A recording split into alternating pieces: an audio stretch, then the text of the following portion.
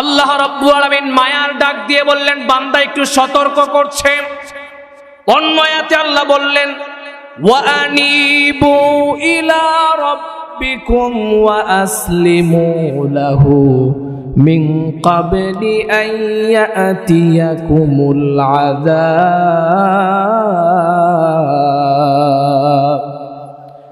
আল্লাহ রাব্বুল আলামিন বলছেন, ওয়া আনিবু ইলা রাব্বিকুম, তোমরা তোমার প্রভুর দিকে ফিরে আসো।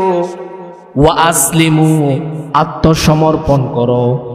ওয়া আসলিমু লাহু মিন ক্বাবলি আন ইয়াতিয়াকুমুল আযাব, আমি আল্লাহ রাব্বুল আলামিনের আযাব গজব আসার পূর্বে তুমি আমার কাছে আত্মসমর্পণ করো।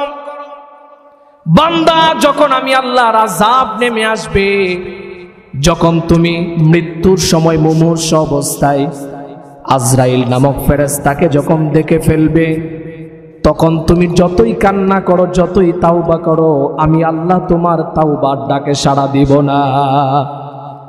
আল্লাহ রাব্বুল আলামিন বলছেন, বান্দা তুমি যদি কবরে চলে যাও, কবরের ভয়ঙ্কর ফেরেশতারা যখন তোমাকে জড়িয়ে ধরবে, তোমাকে কষ্ট দিবে, আমি আল্লাহর সাহায্য তখন তুমি পাবে না।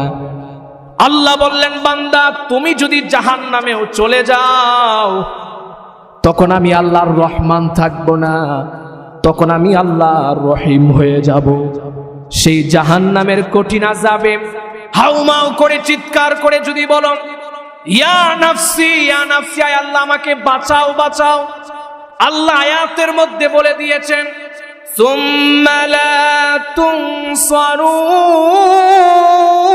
তুনসারুন। আল্লাহ রাব্বুল আলামিন বলছেন, বান্দা এত কিছু বর্ণনা করলাম, যদি তোমরা আমি আল্লাহর আযাব আসার পূর্বে যদি তাওবা করে ইস্তেগফার করে যদি ফিরে না আসো, সুম্মা লা তুনসারুন, আমি আল্লাহর সাহায্য তখন তোমরা পাবে না। তাহলে বোঝা গেল আল্লাহর আযাব গজব আসার পূর্বে আমাদের কার কাছে ফিরে যেতে হবে?